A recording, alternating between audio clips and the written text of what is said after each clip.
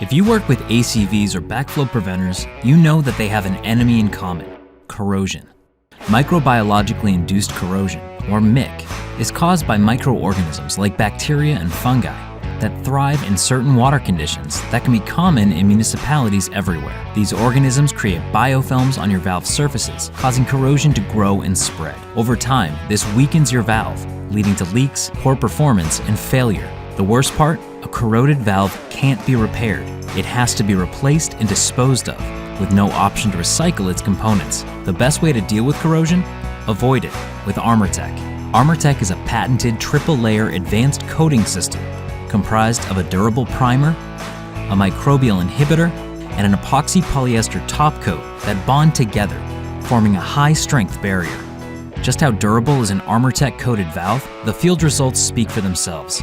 And because this valve was coated with ArmorTek, it can be repaired and eventually recycled, which means a longer lifespan and less waste. Arm yourself with ArmorTek. Learn more at watts.com.